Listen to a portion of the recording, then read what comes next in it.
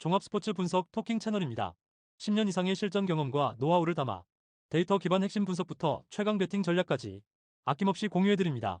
수년간 운영된 전문 분석방 링크는 고정 댓글에서 바로 확인 가능합니다.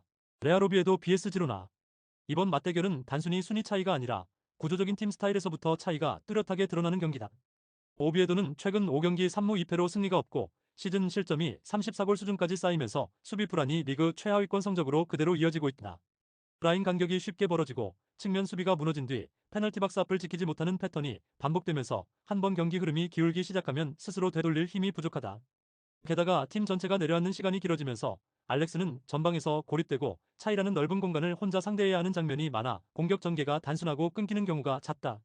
콜롬바토는 빌드업의 축이지만 계속해서 넓은 지역을 커버하다 보니 후반으로 갈수록 수비 가담과 압박 싸움에서 힘이 빠지는 모습이 나타난다.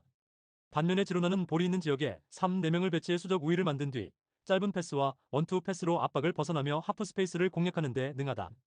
치간코프의 안쪽 침투와 이반 마르틴의 라인 사이 움직임, 바나트의 포스트 플레이가 유기적으로 맞물리면 상대 수비는 안팎을 동시에 신경 써야 해 중앙 집중력이 떨어질 수밖에 없다. 그래서 경기 초반부터 지로나가 점유율을 높이면서 오비에도를 자기 진영 깊숙이 묶어두는 그림이 예상되고 시간이 지날수록 슈팅 숫자와 박스 안 침투 횟수 모두 차이가 벌어질 여지가 크다. 오비에도 입장에서는 무승 행진이 길어지면서 멘탈적으로도 부담이 쌓여 있어 선제 실점을 허용하면 라인이 더 내려앉고 공격 전환 시도조차 제대로 이어가지 못할 가능성이 있다. 지로나는 볼을 오래 소유하면서도 측면과 중앙을 번갈아 공략하는 패턴을 반복하기 때문에 오비에도 수비 블록의 집중력이 떨어지는 구간마다 결정적인 찬스를 한두 번 이상은 만들 수 있는 타입이다. 또한 세컨볼 경쟁에서 밀리고 있는 오비에도의 특성상 한 번 박스 안에서 혼전 상황이 벌어지면 두 번째 세 번째 볼도 지로나 쪽으로 흘러갈 확률이 높다.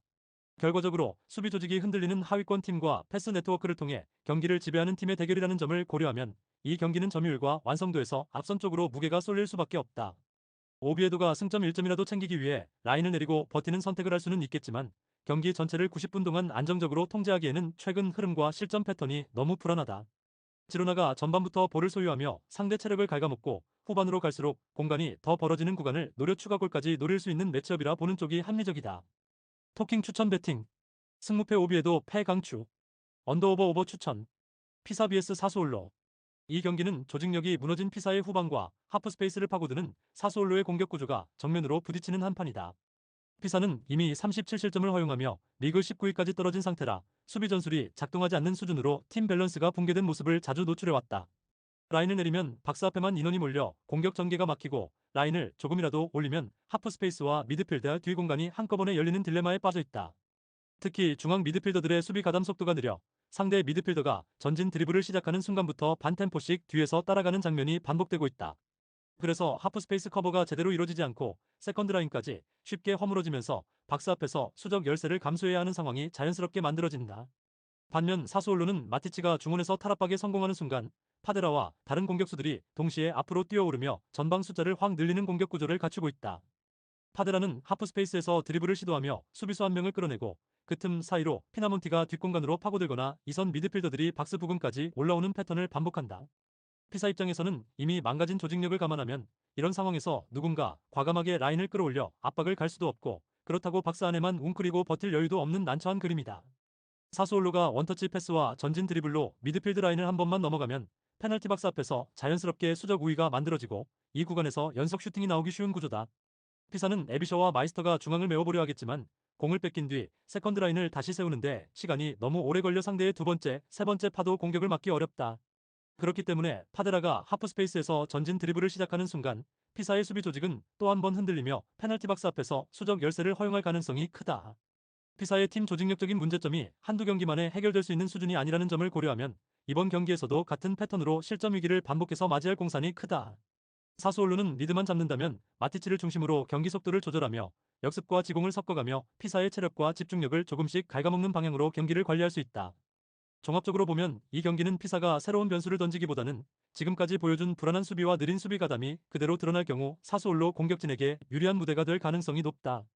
토킹 추천 배팅 승무패 피사패 강추 언더오버 오버 추천 아우크스부르 vs 장크트 파울리. 이 경기는 3백과 중원 스크린으로 안정성을 확보한 아우크스부르크와 좌우 밸런스가 무너진 상파울리가 맞붙는 구도다. 아우크스부르크는 야키치가 중앙에서 1차 저지선을 세우고 카데와 클로드 모리스가 전방과 측면을 오가며 공격의 방향을 계속 바꿔주는 형태로 경기를 풀어갈 가능성이 크다. 상파울리는 한쪽으로만 수비와 공격이 쏠리는 습관이 강해 반대측으로 전환되는 순간 커버 타이밍이 늦는 약점을 지속적으로 노출해왔다. 바로 이 지점을 클로드 모리스가 정확한 스위칭 패스로 파고들 수 있고 한 번 방향을 바꾸는 패스만 성공하면 넓은 공간에서 상대 압박을 받지 않고 공격 전개를 이어갈 수 있는 상황이 자주 나올 수 있다. 카드는 이런 상황에서 공을 전달받아 1대1 돌파나 컵백 선택을 통해 박스 안으로 결정적인 볼을 넣어줄 수 있는 자원이기 때문에 스위칭 이후에 마무리 루트까지 자연스럽게 연결된다. 상파울리는 라게와 아운톤지가 전방에서 움직이더라도 뒤에서 받쳐주는 미드필더와 수비 라인의 간격이 무너지면 역으로 전환 상황에서 큰 리스크를 떠안게 된다. 어빈이 중원에서 많은 거리를 커버하며 버티더라도 구조적으로 벌어지는 공간을 혼자 막기에는 한계가 명확하고 이 틈을 노리는 상대 전진 패스에 계속 뒤쫓기는 장면이 나올 가능성이 크다. 또한 수비 라인이 한쪽에 쏠린 상태에서 전환이 늦어지면 세컨 패스와 2차 공격 상황을 정리하지 못한 채 계속 밀리게 되고 그 과정에서 추가 실점까지 연결될 수 있다. 반대로 아우크스부르크는 필요 이상으로 라인을 올리지 않더라도 중원과 측면에서 상대의 약점을 찌르며 꾸준히 찬스를 쌓아나갈 수 있는 입장이라 리스크 관리 측면에서도 더 유리한 위치에 있다. 공격의 다양성과 수비 조직력을 모두 고려하면 상파울리가 주도권을 장악하고 경기를 끌고 가기보다는 아우크스부르크의 패턴에 끌려다니는 시간이 더 길어질 공산이 크다. 이런 상성에서는 상파울리가 라인을 올려 반전을 노리는 순간 오히려 반대측 전원에서 넓은 뒷공간을 허용해 치명적인 역습을 맞을 가능성이 높다. 결국 흐름은 아우크스부르크가 안정적으로 공을 관리하고 상파울리의 균형이 깨지는 타이밍을 기다리며 한 번씩 스위칭 패스로 찬스를 만드는 방향으로 흘러갈 가능성이 높다고 볼 수 있다. 득점력과 실점 관리, 전환 속도와 좌우 활용 능력까지 비교하면 아우크스부르크 쪽으로 기대값이 확실히 기울어 있는 매치업이다. 상파울리가 단단하게 버티는 그림보다는 한두 번 전환 타이밍을 놓치며 실점을 허용하는 쪽이 더 자연스러운 시나리오에 가깝다.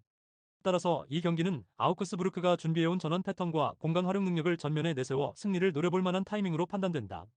토킹 추천 배팅 승무패 아우크스부르크 승 강추 언더오버 오버 추천 프랑크푸르트 vs 레버쿠젠 이 경기는 프랑크푸르트의 공격적인 전방 압박과 레버쿠젠의 느린 후방 빌드업이 정면으로 충돌하는 매치업이다. 프랑크푸르트는 에브누 탈리브를 앞세운 1차 압박과 윙백 크나우프의 사이드 압박으로 상대 후방을 억제는데 능숙한 팀이라 후방에서 공을 오래 소유하는 팀을 상대로는 특히 위력을 발휘하는 편이다. 반면 레버쿠젠은 센터백 라인과 알레이스 가르시아가 낮은 위치에서 짧은 패스를 주고받으며 전진 각도를 찾는 빌드업을 선호하는데 이 과정이 심각하게 느려지는 타이밍이 자주 나온다. 그래서 프랑크푸르트가 에브누 탈리브를 앞세워 전방에서 압박 강도를 높이고 다우드가 3선에서 전진 압박 타이밍을 맞춰 뛰어들면 레버쿠젠의 3선 라인에서 짧은 패스 실수가 터질 여지가 충분하다.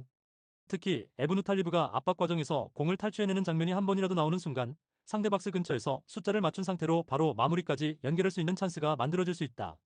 크나우프는 이런 압박 성공 이후 전원 장면에서 속도를 더해주는 역할을 맡게 되고 하프 스페이스로 침투해 슈팅각을 직접 열거나 에브누 탈리브를 향해 낮은 크로스를 밀어넣는 선택지를 동시에 가져갈 수 있다. 레버쿠젠 입장에서 테리어와 틸만의 공격 재능은 언제든 반격의 카드가 될 수 있으나 빌드업이 끊기는 지점이 너무 후방이라는 점에서 실점 위험이 항상 동반되는 구조다. 그리고 이번 시즌 레버쿠젠이 원정에서 보여온 흔들리는 경기력과 압박 강도가 높은 팀을 상대로 탈압박에 성공하지 못하고 끌려간 경기들을 고려하면 이번 원정도 전개 속도와 후방 실책이 핵심 변수가 될 가능성이 크다. 프랑크푸르트는 홈에서 적극적으로 라인을 끌어올리고 다우드가 중앙에서 공을 빼앗는 순간 양측 윙과 에브누 탈리브를 동시에 전진시키는 공격 패턴을 통해 빠르게 박스로 진입하려 할 것이다. 알레이스 가르시아가 후방으로 내려와 볼을 받는 움직임은 빌드업 안정에 도움을 주지만 프랑크푸르트의 전방 압박이 성공하는 순간에는 오히려 공을 잃는 위치를 더 깊게 만드는 양날의 검이 될 수도 있다. 또한 레버쿠젠은 원정에서 실점 이후 라인을 급하게 올리며 무리하게 공격 숫자를 늘리는 경향이 있는데 이 상황에서는 크나우프와 측면 자원들이 역습 상황에서 더욱 많은 공간을 활용할 수 있다. 프랑크푸르트 수비진 역시 완벽하다고 보긴 어렵지만 300구조에서 중앙 밀집도가 높기 때문에 레버쿠젠의 중앙 침투와 틸만의 라인 사이 움직임을 어느 정도 제어할 수 있는 기반은 갖추고 있다. 그래서 초반에는 레버쿠젠이 점유율을 가져가고 프랑크푸르트가 압박 타이밍을 재는 양상으로 흘러가겠지만 한두 번의 전방 압박 성공 여부가 경기 흐름을 크게 바꿔놓을 수 있는 그림이다. 결국 후방 빌드업의 속도와 전방 압박의 강도, 그리고 원정에서 레버쿠젠이 반복해온 실책성 패스가 다시 나오는지 여부에 따라 프랑크푸르트 쪽으로 경기 흐름이 크게 기울 수 있는 매치업으로 볼 수 있다. 토킹 추천 배팅 승무패 프랑크푸르트 승 강추 언더오버 오버 추천 호펜하임 vs 유니온 베를린 이 경기는 전방 화력과 세트피스 완성도를 모두 갖춘 호펜하임이 3백과 윙백 구조의 우니온 베를린 수비를 얼마나 흔들어 놓을 수 있는지가 핵심 포인트다. 호펜하임은 이번 시즌 이미 38득점을 기록하면서 상위권 3위까지 올라와 있고 단순히 득점 숫자뿐 아니라 경기 전반의 전술 밸런스에서도 안정적인 모습을 보여주고 있다. 특히 아슬라니를 중심으로 한 공격 패턴이 갈수록 정교해지면서 투톱과 이선이 번갈아 박스 안으로 침투하는 장면이 늘어나고 있고 상대 수비 입장에서는 90분 내내 마킹 부담이 줄어들 틈이 없다. 우니온 베를린은 3-4-3-3백을 바탕으로 버티는데 강점을 가진 팀이지만 빠른 공 회전과 하프 스페이스 공략에 취약한 구조를 갖고 있어 호펜하임의 패턴 공격을 전후반 내내 견뎌낼 수 있을지는 의문이다.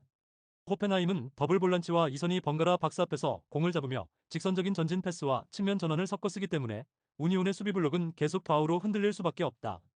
여기에 코너킥을 비롯한 세트피스에서 제공권이 좋은 자원들을 팝포스트로 침투시켜 두 번째 상황까지 설계하는 패턴이 반복되면 3백과 수비형 미드필더의 부담은 점점 커질 수밖에 없다.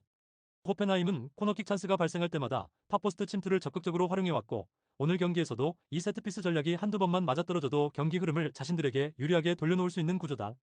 우니온 베를린 입장에서는 일리치의 제공권과 버크의 속도를 활용한 역습이 반전 카드가 될 수 있지만 이를 위해서는 먼저 중원에서 압박을 이겨내야 한다는 전제가 붙는다. 케디라가 넓은 범위를 커버하며 수비와 압박의 중심을 잡아줘야 하지만 호펜하임의 4-2-2-2는 중앙에 많은 숫자를 세워 패스각을 만드는데 능하기 때문에 수비 하나로 막아내기에는 커버해야 할 구역이 너무 넓다. 결국 시간이 지날수록 우니온 베를린은 뒤로 물러서게 되고 호펜하임은 박스 근처에서 점점 더 많은 슈팅 시도와 세트피스 찬스를 가져가는 양상으로 경기가 흘러갈 가능성이 크다. 현대 축구에서 볼 점유율과 세트피스 완성도는 단순 보조 옵션이 아니라 실제 승부를 가르는 핵심 도구인데 이 두 가지를 동시에 준 쪽이 호펜하임이라는 점이 분명히 드러난다. 우니온이 한 번 역습으로 골을 가져갈 여지는 항상 존재하지만 전체적인 득점 기대값과 공격 패턴의 다양성을 놓고 보면 호펜하임 쪽이 훨씬 더 많은 장면을 만들어낼 수 있는 구조다. 특히 후반으로 갈수록 쓰리백의 체력과 집중력이 떨어지면 박스 안마킹이 헐거워지는 순간이 반드시 나오는데 이런 상황에서 아슬라니와 램펄의 마무리 능력은 그대로 실점으로 연결될 공산이 크다. 38득점을 쌓아 올리며 상위권을 두드리는 팀과 수비에 치중하면서도 실점 위험을 안고 있는 팀이 맞붙는 구조라는 점을 고려하면 승부의 방향은 자연스럽게 한쪽으로 기울 수밖에 없다. 토킹 추천 배팅 승무패 호펜하임 승강추 언더오버 오버 추천 라이프치히 vs 마인츠호 이 경기는 단순한 전방 압박의 강도가 아니라 압박 이후 리커버리 속도와 세컨볼 경쟁력이 승부를 가르는 매치업이다. 라이프치히는 4-3-3 구조에서 중원과 이선이 유기적으로 움직이며 볼을 빼앗은 뒤 바움가르트너를 중심으로 라인 사이 공간을 공략하는 데 능하다. 하더가 중앙에서 상대 전개를 끊어내고 곧바로 바움가르트너에게 연결해주면 그는 1선과 2선 사이 벌어진 틈을 빠르게 점령해 슈팅각을 만들거나 측면으로 벌려 추가 공격을 설계할 수 있다. 카르도주는 이 상황에서 뒷공간으로 침투하거나 박스 안에서 타이밍을 맞춰 들어가며 세컨볼이 튀어나오는 순간을 노려 마무리를 가져가는 역할에 최적화되어 있다. 반면 마인츠는 전방 압박을 너무 성급하게 가져가는 경향이 있어 압박이 한번 풀리는 순간 1선과 2선 사이가 너무 쉽게 벌어지는 문제가 반복되고 있다. 전방에서 흘러바흐와 이재성이 압박에 나서도 볼을 빼앗지 못하면 뒤에서 커버해줄 미드필더가 제때 내려오지 못해 그 공간을 라이프치히의 2-3 자원들이 그대로 활용하기 좋은 구조가 된다. 지금까지 32실점을 허용하며 리그 16위까지 추락한 이유도 단순한 개인 실수보다는 이 간격관리 실패와 느린 리커버리에서 비롯된 장면이 많았던 흐름이다. 이 매치업에서 바움가르트너가 이 틈을 빠르게 점령한다면 세컨볼 찬스를 비롯해 상대 문전 앞에서 결정적인 득점 기회가 여러 차례 나올 수 있다. 라이프치히는 세컨볼이 튀어나오는 순간을 노려 이선과 측면 자원들이 한 번에 전진하는 공격 패턴을 준비하고 있어 마인츠의 느슨한 복귀 속도와 맞물렸을 때 파괴력이 극대화될 수 있다. 그래서 전반부터 라이프치히가 점유율과 슈팅 시도에서 앞서 나갈 가능성이 높고 후반에는 마인츠가 실점 부담으로 라인을 올릴수록 뒤 공간을 더 크게 내주는 양상으로 흘러갈 여지가 크다. 마인츠도 이재성의 활동량과 흘러바흐의 속도를 활용해 역습 한두 번 정도는 만들 수 있겠지만 전체적인 수비 안정감과 간격 관리에서 드러난 약점을 한 경기만에 모두 메우기는 어렵다.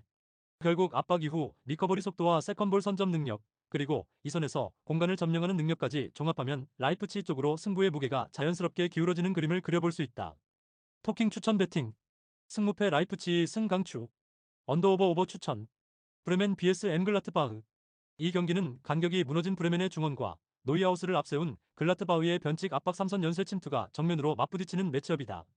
브레멘은 기본적으로 은진마의 스피드와 슈미트의 연계, 스타게의 왕성한 활동량을 활용해 3-5-2에서 전진 성향을 드러내려 한다. 하지만 공수 간격이 너무 벌어지는 바람에 미드필더들이 압박 타이밍을 놓친 순간 상대에게 수비와 미드필더 사이 공간 침투를 허용하는 장면이 반복되고 있다. 이 공간이 바로 글라트바흐 입장에서는 가장 달콤한 타깃 지점이다. 노이하우스는 평소에는 뒤에서 패스를 조율하다가도 브레멘의 빌드업 타이밍에 맞춰 전방으로 뛰어올라 변칙적인 전방 압박을 가하며 빌드업 실수를 유도할 준비가 되어 있다. 한 번 공을 따내는 순간 엥게라르트가 곧바로 세컨드 지역으로 파고들고 타바코비치는 수비 라인 사이에서 마크를 끌어당기며 박스 안에서 마무리각을 만든다. 브레멘 수비와 미드필더 사이의 공백이 넓게 열리는 구조를 감안하면 이런 전원 상황에서 글라트바흐가 결정적인 득점 기회를 여러 차례 맞이해 나갈 수 있는 그림이 충분히 그려진다. 브레멘은 300이라는 숫자적 이점을 갖고 있음에도 불구하고 앞선 압박이 실패하는 순간 3명의 센터백이 넓은 폭을 커버해야 해 노이하우스의 전진 러닝과 윙백의 침투를 동시에 막기 어렵다. 은진마의 뒷공간 침투와 슈미트의 연계를 통해 반격을 노릴 여지는 있으나 이미 35실점을 허용한 현실을 보면 공을 잃은 뒤 되돌아오는 수비 전환 속도에서 큰 약점을 드러내고 있다. 글라트바흐는 이 허점을 파고들기 위해 초반부터 노이하우스의 압박 타이밍을 앞세운 하이 프레싱과 중원에서 엥게라르트가 커버하는 구조로 브레멘의 빌드업을 끊으려 할 가능성이 크다.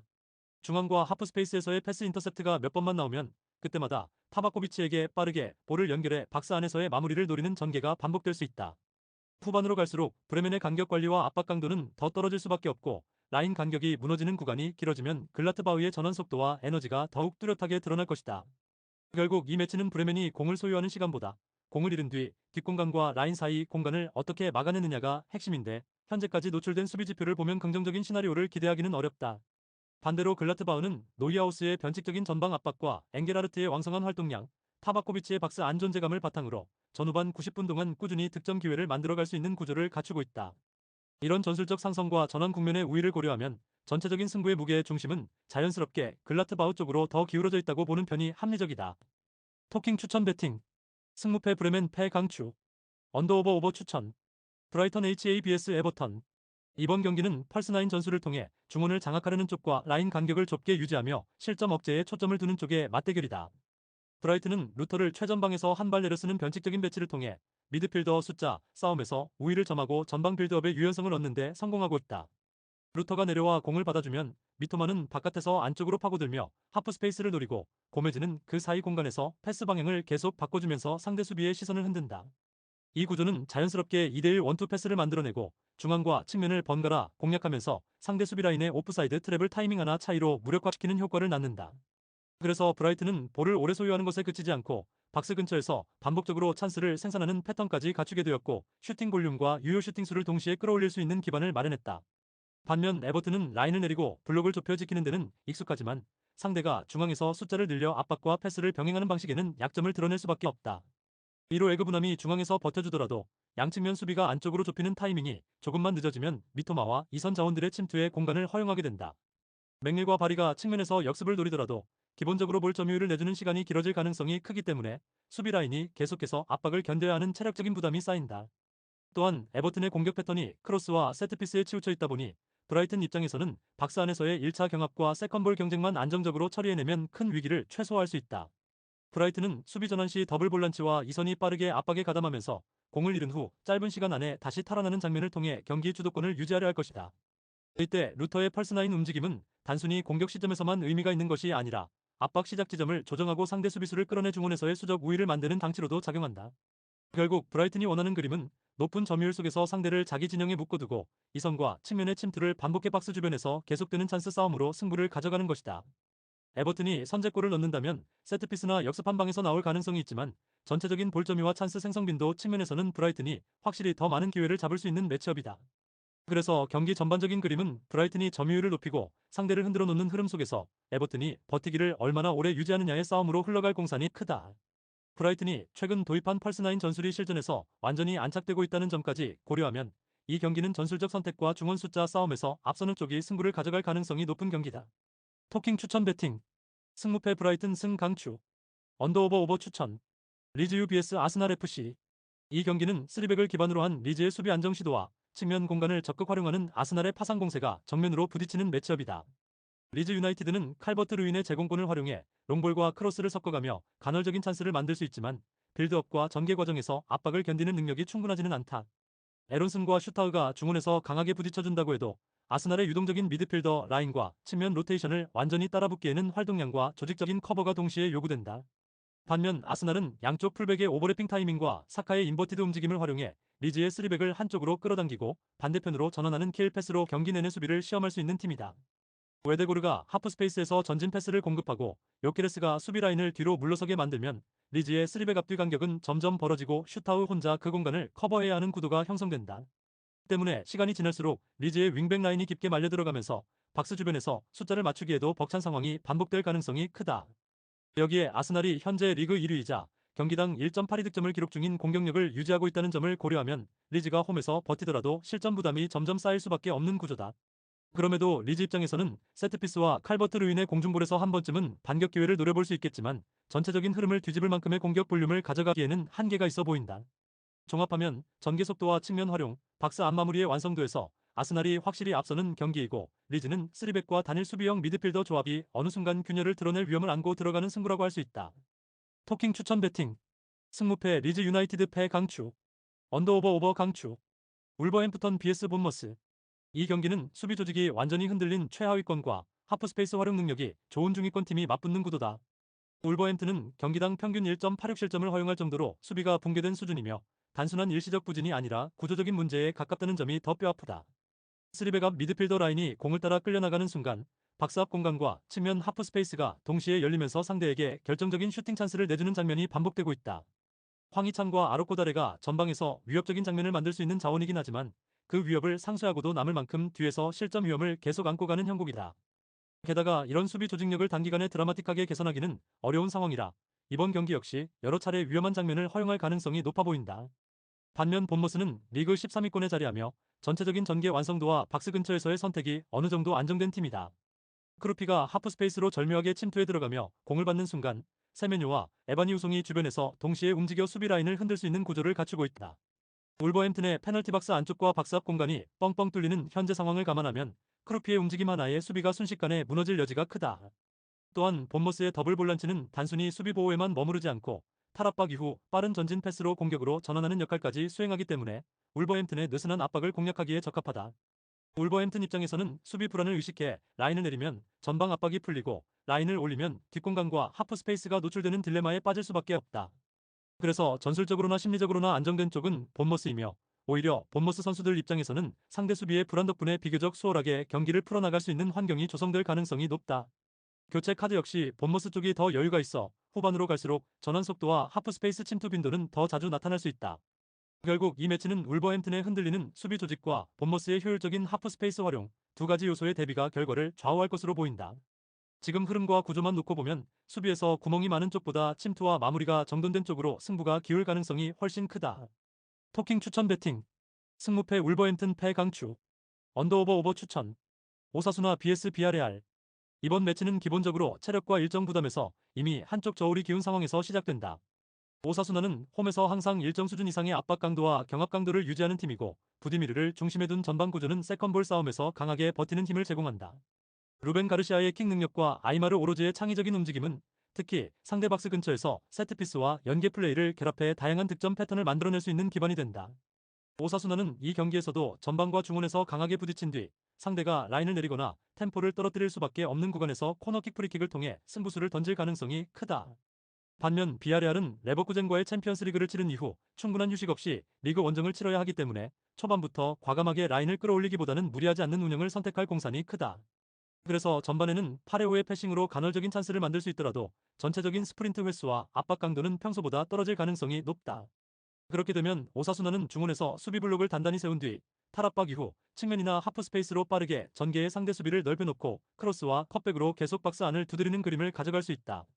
비아레알 입장에서는 체력이 떨어진 상황에서 박스 안팎을 동시에 커버해야 하므로 세트피스 수비나 세컨볼 처리에서 한 발씩 늦는 장면이 반복될 여지가 크다.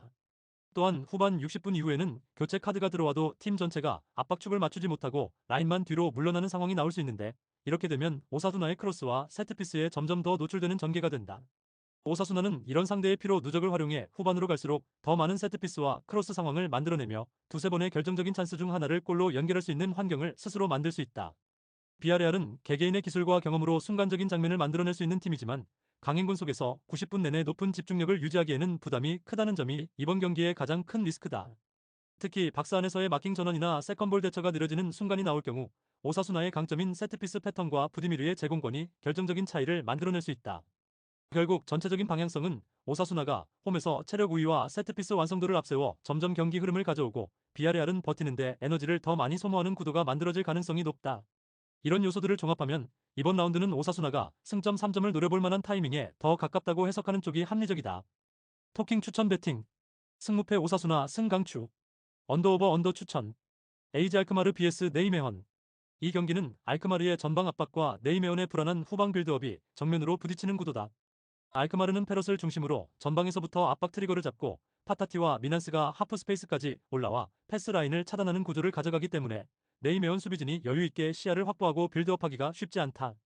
네이메온의 경우 후방 압박에 약해서 공을 빼내는 과정이 불안하고, 그래서 상대가 적극적으로 압박 전술을 펼칠 때 쉽게 끌려가는 경향이 있다. 알크마르의 공격진이 높은 위치에서 하이프레싱을 강하게 걸어준다면 네이메온 선수들은 결국 위험 지역에서 치명적인 패스미스를 범하거나 터치 실수로 볼을 헌납해 실점의 빌미를 제공할 수 있다. 페럿은 라인을 걸치며 뛰어들며 센터백의 시선을 계속 붙들어두고, 파타티는 측면에서 안쪽으로 파고들어 두 번째 패스를 받는 위치를 선점하는 움직임이 좋기 때문에 빌드업이 끊기는 순간 두 사람이 동시에 박스 근처에서 위협적인 장면을 만들어낼 여지가 크다. 미난스는 박스 밖에서 공을 받으면 곧바로 슈팅 각도를 만들거나 좌우로 찔러주는 패스를 선택할 수 있어 네이메온 미드필더들이 압박과 마킹 사이에서 갈팡질팡하게 만드는 역할을 수행한다. 네이메온 입장에서는 오가와를 향한 롱볼과 세컨볼 싸움으로 압박을 피해가야 하지만, 알크마르의 중원 라인이 전진 타이밍을 잘 잡을 경우 이마저도 쉽게 풀리지 않을 수 있다. 우아이사가 개인 드리블로 전진하는 장면이 나오더라도 팀 전체가 밀려있는 상황에서는 지원이 늦어져 결국 혼자 돌파 시도를 반복하다 볼을 빼앗기는 패턴으로 귀결될 위험이 크다. 체리가 킥 능력을 바탕으로 세트피스나 중거리에서 한 번 정도 위협적인 상황을 만들 수는 있겠지만, 전체적인 경기 흐름이 밀리는 상황에서는 슈팅 선택이 늘어나는 만큼 공격 효율이 떨어지는 양상이 나타날 수 있다. 반면 알크마르는 전방 압박이 성공하는 순간 짧게 3번 이내 패스로 박스 진입까지 연결하는 직선적인 공격 구조를 가지고 있어 한 번 흐름을 타면 추가 득점으로 이어질 가능성까지 열려있다. 또한 경기 시간이 갈수록 네이메온 수비진의 체력과 집중력이 떨어지면 파타티와 미난스가 번갈아 측면과 중앙을 공략하며 두 번째, 세 번째 슈팅 찬스를 만드는 빈도가 늘어날 여지도 충분하다. 결국 이 경기는 전방 압박 완성도와 후방 빌드업 안정성의 격차가 스코어에 그대로 반영될 수 있는 매치업으로 구조적으로 알크마르에게 유리한 흐름이다. 토킹 추천 배팅. 승무패 알크마르 승강추. 언더오버 오버 추천. 파리FC vs 마르세유. 이 경기는 수비 조직이 흔들리는 파리FC와 다득점 페이스를 유지하고 있는 마르세유가 만나는 구조적 상성이 뚜렷한 한판이다. 파리FC는 순위를 끌어올리기 위해서라도 라인을 너무 내려만 둘 수 없고, 그래서 전방 압박의 출발점을 높게 잡아 상대 빌드업을 끊으려 할 가능성이 크다. 하지만 전방에서 압박을 시도한 뒤 뒷라인 커버가 늦어지는 문제 때문에 5, 4, 1 구조임에도 불구하고 실제 경기에서는 라인 간 간격이 쉽게 벌어지는 장면이 반복되고 있다. 제벨스가 전방에서 공을 지켜내도 이고네와 카마라의 지원이 늦어지면 공격이 버티다 끊기고 곧바로 역습에 노출되는 악순환이 이어지고 있다. 카마라는 넓은 구역을 혼자 커버하려다 보니 어느 한 지점을 완전히 잠그기보다는 전체적으로 조금씩 늦는 느낌이 강해 상대에게 중거리 슈팅과 침투 패스를 모두 허용하는 모습이다. 반면에 마르세유는 호이비에르가 1차적인 압박을 한번 흡수한 뒤 역으로 압박이 풀리는 타이밍에 전진 패스를 공급해 공격으로 이어가는데 능숙하다. 그린우드는 이 패스를 받는 지점에서 파이널 서드 입구를 빠르게 점령해 박스 안으로 찔러주는 패스와 직접 슈팅 사이에서 상대 수비를 혼란스럽게 만드는 역할을 해낸다. 오바메양은 그린우드가 공을 잡는 순간 라인 뒤를 파고들 준비를 하고 있기 때문에 한 번의 직선적인 패스만 통하면 단숨에 1대1 혹은 수적 우위 상황까지 연결될 수 있다. 파리FC 입장에서는 전방 압박의 출발점은 괜찮지만 그 뒤를 받쳐줄 수비 라인이 동시에 올라오지 못하면서 중간 지점이 비는 구간이 가장 큰 위험 요소다. 그래서 이 구간을 그린우드가 빠르게 점령한다면 파리FC 수비가 정비되기 전에 결정적인 득점 기회를 반복적으로 생산해낼 수 있는 그림이 그려진다. 마르세유는 이미 총 44득점을 쌓아 올렸고 공격 전개 패턴이 단조롭지 않아 측면 돌파, 중앙 침투, 세트피스 등 다양한 루트에서 득점을 노릴 수 있다. 파리FC는 32실점이라는 숫자가 보여주듯 압박이 한 번만 어긋나도 박스 앞 커버가 무너지는 장면이 많아 하나의 실수가 곧바로 실점으로 이어질 가능성이 크다. 그럼에도 파리FC가 초반부터 강하게 물고 늘어지며 마르세유의 빌드업을 흔들어 놓는다면 전반 한정으로는 어느 정도 균형을 만들어낼 수 있다는 여지는 남아있다. 하지만 시간이 지날수록 체력 소모와 함께 뒷라인 복귀가 더딜 수밖에 없고, 결국 파이널 서드에서 마르세유 공격진의 움직임을 끝까지 따라가지 못하는 구간이 늘어날 가능성이 높다. 종합적으로 보면 이 매치는 파리FC가 버티는 그림을 상상하는 것보다 마르세유가 공격력 우위를 바탕으로 득점을 쌓아가며 결과를 가져가는 시나리오에 더 무게가 실린다. 토킹 추천 배팅. 승무패 파리FC 패 강추. 언더오버 오버 추천. 나폴리 vs 피오렌티나. 이 경기는 짠물 수비를 바탕으로 한 나폴리의 안정감과 피오렌티나의 불안한 빌드업과 저조한 득점력이 정면으로 부딪히는 맞대결이다. 나폴리는 경기당 평균 0.90 실점만 내주고 있을 정도로 수비 블록이 견고하며 스리백과 중원이 박스 앞 공간을 촘촘하게 메워 상대에게 반듯한 슈팅각을 거의 허용하지 않는 팀이다. 특히 수비 전환 상황에서 윙백과 맥토미니가 빠르게 자기 위치를 찾아 들어가며 세컨 라인에서의 1차 차단이 이뤄지는 순간 상대 공격의 속도가 확실히 떨어지는 구조를 유지하고 있다. 공격에서는 호일룬이 수비 라인 사이를 찢는 움직임으로 깊이를 만들어주고 노아랑이 측면에서 안으로 파고들며 드리블과 패스를 섞어 상대 풀백과 센터백 사이를 계속 시험한다. 맥토미니가 후방에서 공을 받아 중원 압박을 한번 탈출해주면 그 다음부터는 좌우 전환과 하프 스페이스로의 패스가 연속적으로 이어지면서 피오렌티나 수비 블록을 좌우로 끌어내는 장면이 자주 나올 수 있다. 반면 피오렌티나는 후방 빌드업이 굉장히 불안정하게 이루어지고 있고 짧은 패스를 주고받는 과정에서 패스 정확도가 크게 떨어져 수비 진영에서부터 위기를 자초하는 경우가 많다. 그래서 상대가 적극적인 전방 압박을 선택하는 순간 골키퍼와 수비진, 만드라고라로 이어지는 빌드업 루트가 한 번에 막혀버리고 탈출 대신 뒤로만 돌리다가 실책을 유발당하는 흐름이 쉽게 나온다. 나폴리는 이런 약점을 분명히 인지하고 경기에 나설 가능성이 크고 노아랑이 영리하게 압박 타이밍을 읽으면서 패스라인으로 파고들 경우 높은 위치에서 인터셉트가 나올 여지가 충분하다. 노아랑이 인터셉트에 성공하는 순간 맥토미니가 중앙에서 즉시 전진 패스를 찔러주고 호일룬이 박스 안으로 빠르게 침투해 간결하고 짧은 역습으로 선제 득점을 만들어내는 시나리오가 충분히 그려진다. 피오렌티나는 강등권이라는 심리적 부담 속에서 공을 다루는 여유가 떨어지고 빌드업 실수를 의식할수록 더 안전한 패스만 선택하다가 오히려 템포를 잃는 악순환에 빠질 위험이 크다. 모이스킨과 구드문드손의 개인 능력으로 한두 번 정도는 라인을 깨는 장면을 만들 수 있겠지만 나폴리의 수비 조직과 박스 안밀도에 가로막혀 슈팅으로 이어질 때까지 시간이 걸릴 가능성이 높다. 또한 피오렌티나의 공격 패턴이 단조로워 측면 크로스나 단순한 침투에 많이 의존하기 때문에 스리백 기반의 나폴리 수비 라인은 제공권과 세컨 상황을 차분하게 처리하며 실점 위험을 최소화할 수 있다. 나폴리는 홈 경기장의 열광적인 응원 속에서 라인을 조금 더 끌어올리고 노아랑과 호일룬, 맥토미니가 전방에서부터 피오렌티나의 빌드업을 압박해 실수를 유도하는 데 초점을 맞출 가능성이 크다. 결국 짠물 수비와 간결한 역습, 그리고 피오렌티나의 빌드업 불안과 낮은 득점력을 종합하면 경기 흐름은 시간이 지날수록 나폴리 쪽으로 조금씩 기울어질 수밖에 없는 구도다. 이 경기는 나폴리가 수비 조직의 안정감과 전방 인터셉트를 앞세워 강등권 팀을 상대로 승점을 확실히 챙겨야 하는 매치업으로 보는 편이 합리적이다. 토킹 추천 배팅. 승무패 나폴리 승 강추. 언더오버 언더 강추. 첼시 vs 웨스트햄. 이 경기는 강력한 중원 압박과 조직적인 전방 수비를 통해 상대 전환을 끊어내려는 첼시와 경기당 평균 1.08득점에 묶여있는 웨스트햄 공격 라인의 승부다. 첼시는 엔소를 중심으로 한 더블 볼란치와 이선의 연계 압박으로 상대가 뒤에서부터 전개를 시작하는 순간부터 압박 방향을 미리 설정하고 달라붙는다. 포워드 라인이 센터백과 수미에게 패스기를 가리면 이선과 중원이 한 박자 빠르게 튀어나와 2차 커버에 들어가며 공을 빼앗고 이 과정에서 상대의 전환은 사실상 무력화된다.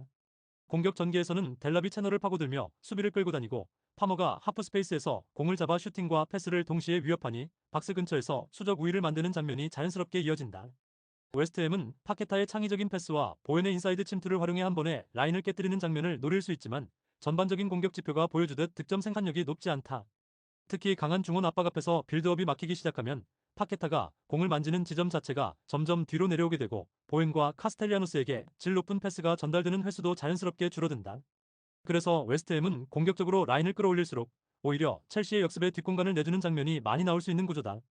첼시 입장에서는 높은 위치에서 공을 탈취한 뒤 파머가 방향을 전환하고 델라비 수비 라인 사이를 파고들며 마무리각을 가져가는 장면을 여러 번 만들 수 있는 매치업이다.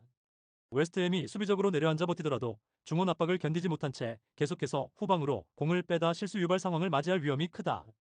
반대로 라인을 올려 적극적으로 맞불을 놓으면 첼시의 역습 한 번에 라인 사이 공간이 크게 벌어지며 실점으로 직결될 수 있다.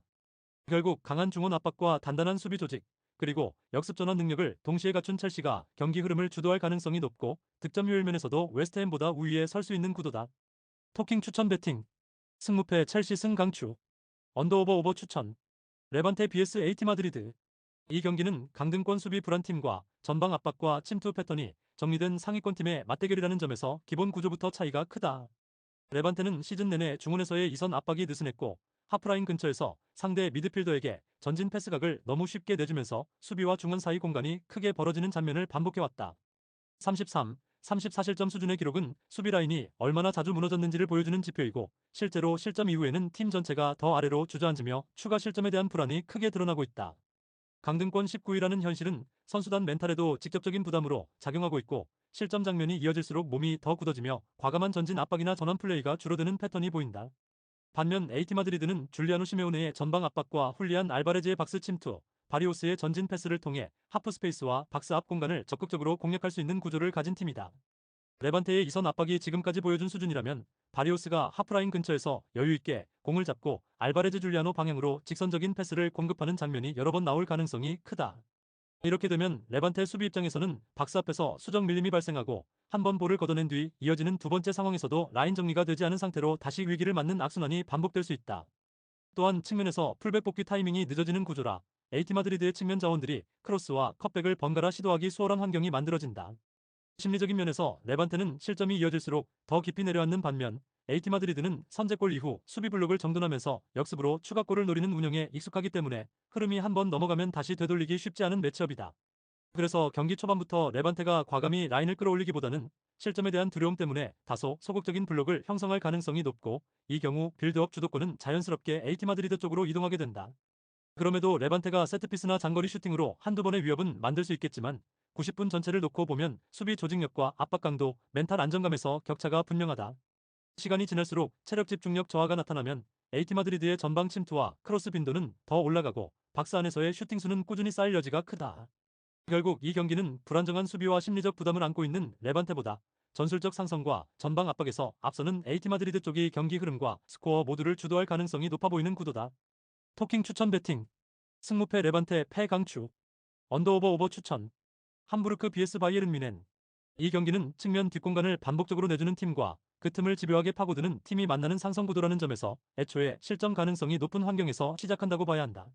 함부르크는 3-4-3 구조에서 측면 수비수들이 상대 진영 깊은 지역까지 올라가면서 공격폭을 넓히지만 공을 잃는 순간 그 자리가 통째로 비는 문제가 계속해서 노출되고 있다. 다운스와 로콩가가 중원에서 전개를 시도하다 볼이 끊겼을 때 측면 수비수들이 미처 복귀하지 못하면 곧장 수적 열세 상황으로 역습을 맞는 장면이 쉽게 만들어진다.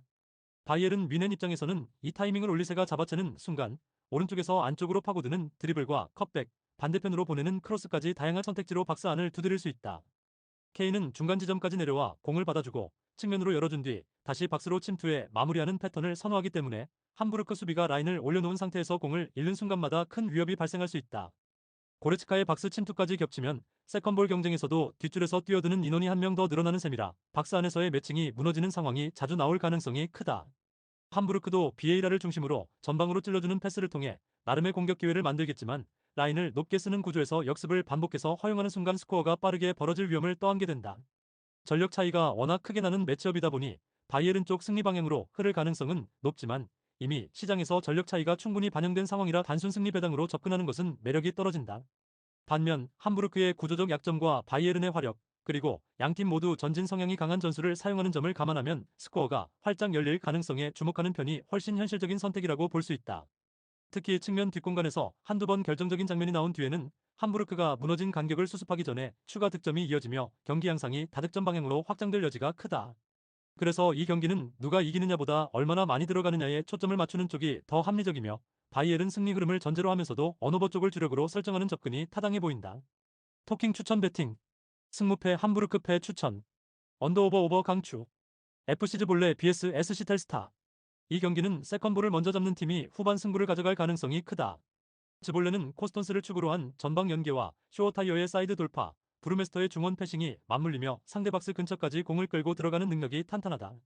코스톤스가 박스 앞에서 공을 받아 내려오면 이선과 측면 자원들이 그 빈 공간으로 동시에 침투해 들어가며 수비가 한번 흔들리면 연속 슈팅으로 연결되는 장면을 만들어낼 수 있다.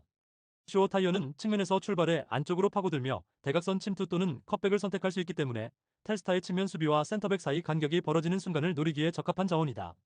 브루메스터는 안전한 패스에만 머무르지 않고 압박을 한번 벗겨낸 뒤 전진 패스를 과감하게 찔러 넣는 스타일이라 텔스타 중원 압박이 느슨해지는 시간을 정확히 겨냥할 수 있다. 여기에 즈볼레의 전방 공격진이 세컨볼이 튀어나오는 순간을 기다리듯 포지셔닝을 가져가면 상대보다 한 박자 빠르게 튀어나온 공을 선점해 슈팅 찬스로 전환할 가능성이 높다. 반면 텔스타는 강등권 근처까지 밀려난 순위에서 드러나듯 수비 조직이 안정되지 못했고 세컨볼 경쟁에서 집중력이 떨어지는 약점이 이번 경기에서도 그대로 노출될 수 있다. 특히 미드필더 라인이 세컨라인에서 떨어진 볼을 적극적으로 쓸어 담지 못하면서 박스 근처에서 두 번째 실점, 세 번째 실점으로 이어지는 장면들이 시즌 내내 반복돼 왔다. 그래서 경기 후반으로 갈수록 텔스타의 점유율은 자연스럽게 낮아지고 수비 블록이 자기 박스 안으로 말려 들어가면서 역습을 나갈 여유조차 줄어드는 흐름으로 흘러가기 쉽다. 이 구도에서 즈볼레는 후반 들어 텔스타 라인이 내려앉는 타이밍을 이용해 박스 근처에서의 점유 시간을 늘리고 세컨볼 선점으로 추가 득점을 노리는 패턴을 준비해 둘 수 있다. 물론 텔스타도 존 네벨트의 피지컬을 활용한 롱볼 한두 번으로는 찬스를 만들 수 있겠지만 그 이후 두 번째 공에 대한 대응 능력에서 차이가 나는 만큼 공격이 길게 이어지지 못할 가능성이 크다. 츠볼레 입장에서는 초반부터 전방 압박으로 텔스타 빌드업을 끊어주고 후반에는 상대 체력이 떨어지는 타이밍에 맞춰 세컨볼 경합에서 우위를 확실히 가져가는 것이 승부 전략의 핵심이다.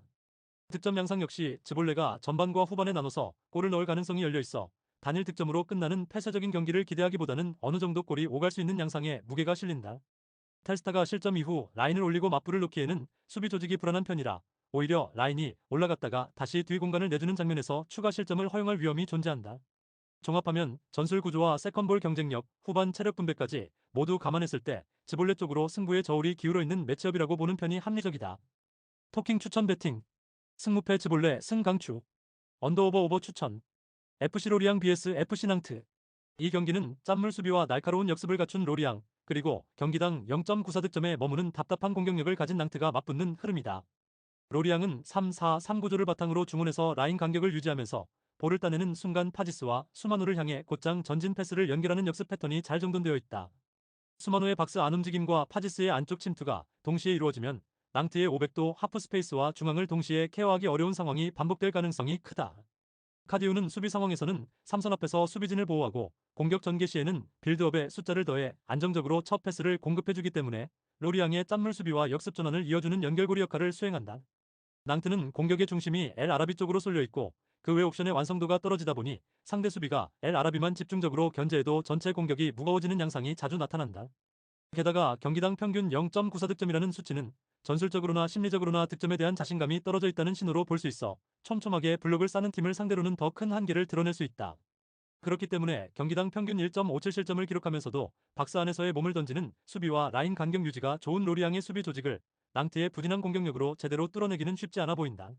오히려 낭트가 공을 전개하는 과정에서 실수를 범하는 순간 로리앙의 역습 전략이 날카롭게 작동하며 빠른 전환으로 역습 패턴을 쏟아낼 가능성이 더 높다. 에블린이 측면에서 돌파를 시도하더라도 지원이 늦어지는 상황에서는 개인 전진에 그치는 경우가 많고 코클랭이 뒤에서 커버를 해줘야 하는 폭이 넓어지면 중원 보호력이 떨어질 수 있다. 낭트 수비 라인이 내려앉는 시간대가 길어질수록 후반에는 박스 안마킹이 헐거워지며 세컨볼 처리에서 밀리는 장면도 충분히 나올 수 있다.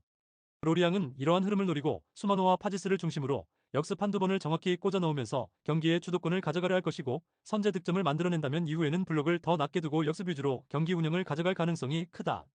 교체 전력 역시도 로리앙이 비교적 더 우월한 상황이라 후반 교체 타이밍에서 측면 스피드와 중원 압박을 동시에 보완할 수 있고 이 부분에서 낭트보다 확실한 플랜을 가지고 있다고 볼 수 있다. 반면에 낭트는 득점력이 떨어지는 상황에서 경기 양상을 뒤집을 수 있는 확실한 교체 카드가 제한적이라는 점이 후반 승부처에서 뚜렷한 한계로 드러날 수 있다. 결국 로리앙의 짠물 수비와 역습 패턴, 그리고 낭트의 빈약한 득점력 조합을 고려하면 경기 흐름은 자연스럽게 로리앙 쪽으로 기울 가능성이 높다. 그래서 이 경기는 로리앙이 먼저 실점만 허용하지 않는다면 역습과 교체 카드 운용을 통해 차근차근 승리를 향해 나아갈 수 있는 구도라고 보는 편이 합리적이다. 토킹 추천 배팅 승무패 로리앙 승 강추 언더오버 언더 추천 칼리아리 vs 헬라스 베로나 이번 경기는 양팀의 단순한 공격 재능 싸움이 아니라 중원 압박의 질과 하프 스페이스 관리 능력이 승부를 가르는 매치업이다. 칼리아리는 아도포를 중심으로 중원에서 전후방을 연결하는 패턴을 이미 확실히 구축해둔 상태라 베로나가 느슨한 압박을 펼치는 순간마다 라인 사이 공간으로 침투해 들어갈 준비가 되어 있다. 킬릭소이와 지토 루본보는 각각 중앙과 측면에서 수비 라인을 흔들어주면서 베로나의 스리백을 좌우로 벌려놓고 그 틈으로 아도포가 침투해 들어가는 삼각구조를 만들어낸다.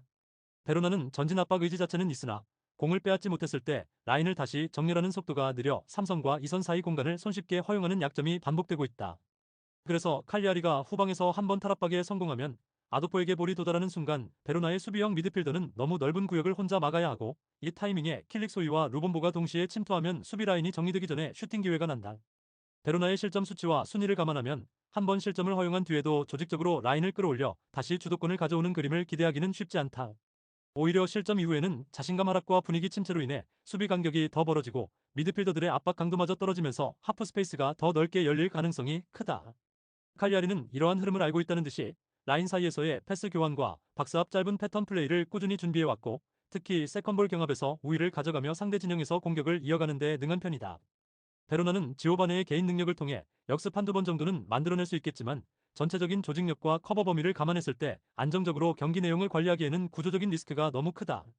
갈리아르디니가 전후반 내내 중원을 넓게 커버해야 하는 구도가 이어진다면 후반 60분 이후에는 태클 타이밍과 압박 강도가 더 느려져 아도포에게 더 많은 시간과 공간을 허용할 여지가 크다.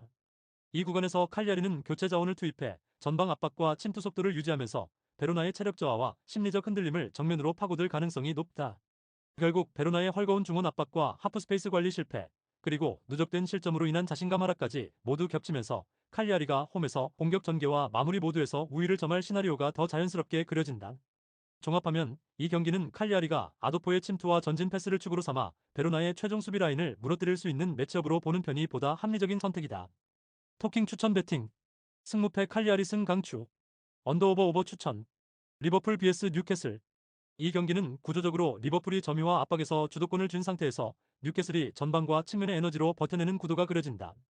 리버풀은 초반부터 더블 볼란치를 통해 안정적으로 공을 소유하면서 비르츠를 통해 라인 사이로 공을 공급하고 살라와 소보슬러이의 움직임을 살리려 할 가능성이 크다. 뉴캐슬은 고든과 볼테마드를 향한 빠른 전개로 응수하려 하겠지만 중원에서의 압박 강도가 떨어지는 구간이 나오면 터널리가 커버해야 할 범위가 넓어지며 전개 자체가 끊길 수 있다. 리버풀 입장에서는 경기 후반으로 갈수록 공격 템포를 끌어올리는 특성이 명확해 상대 수비가 지쳐가는 시점부터 측면 공세와 박스 앞 점유를 더욱 강하게 밀어붙일 여지가 크다.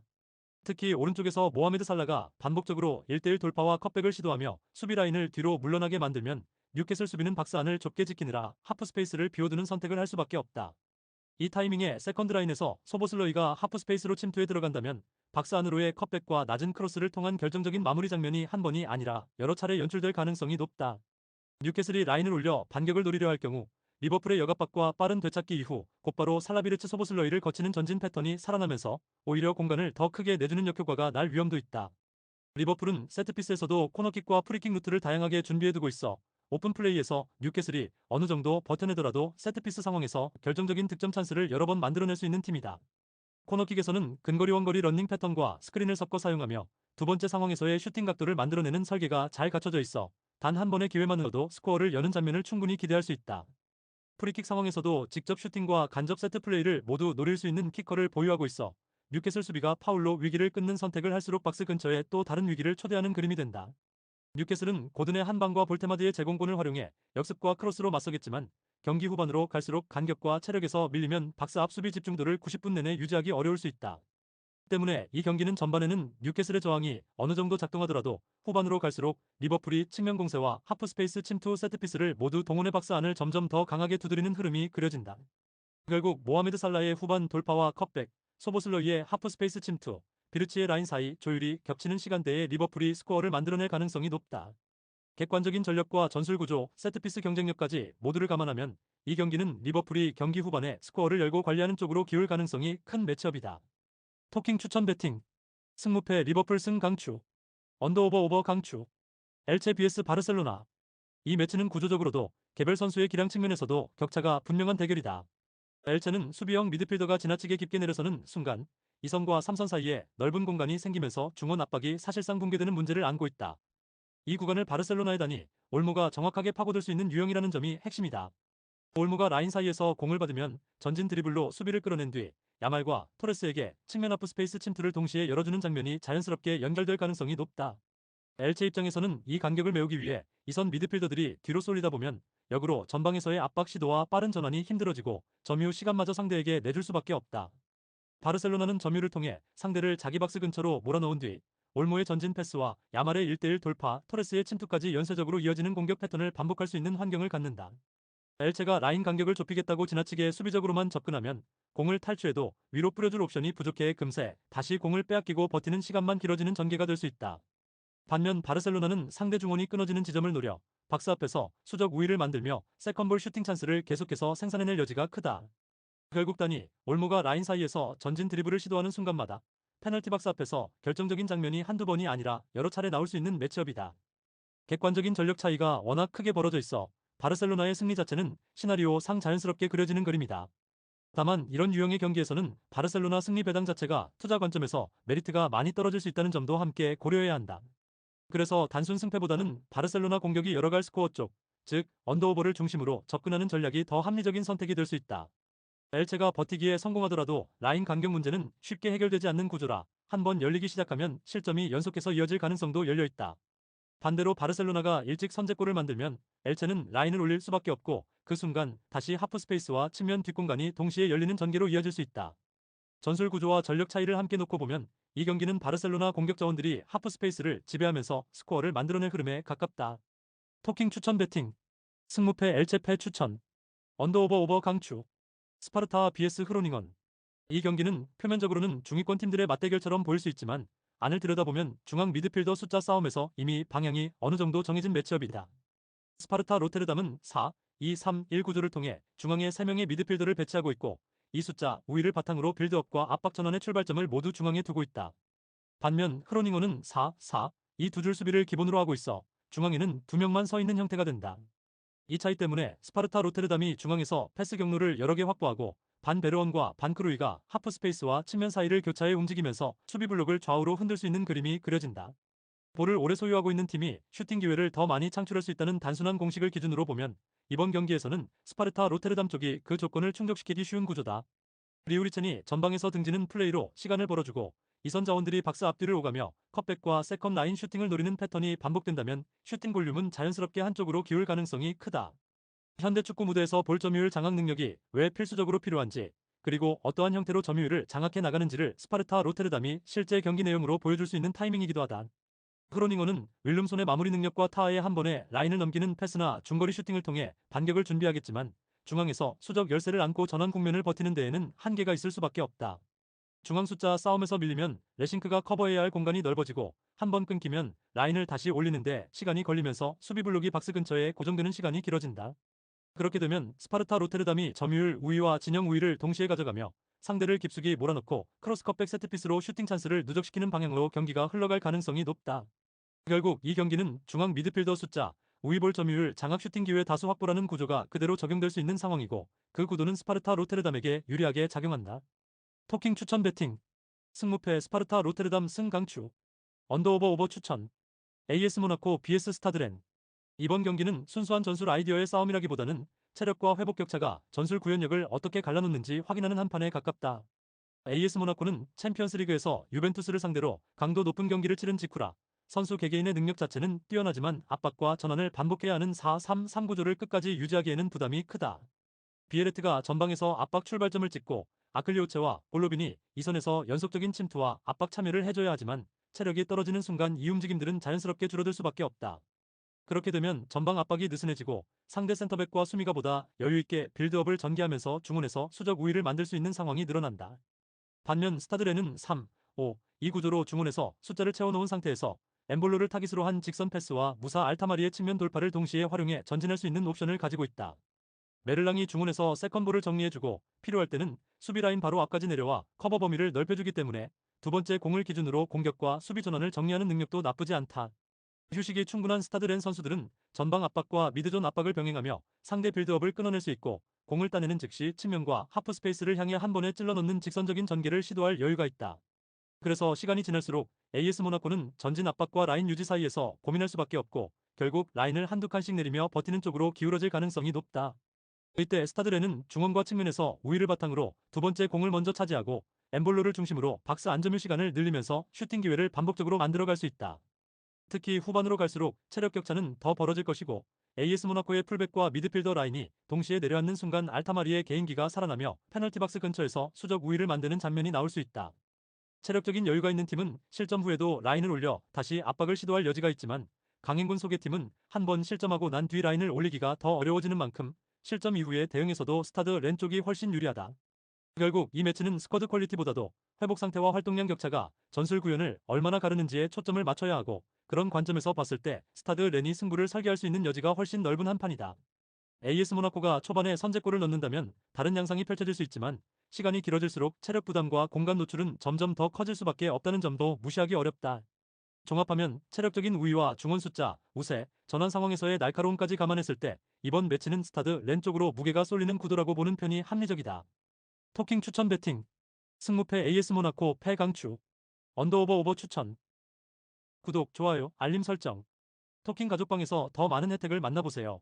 가족방은 고정 댓글의 링크를 통해 문의하세요. 감사합니다.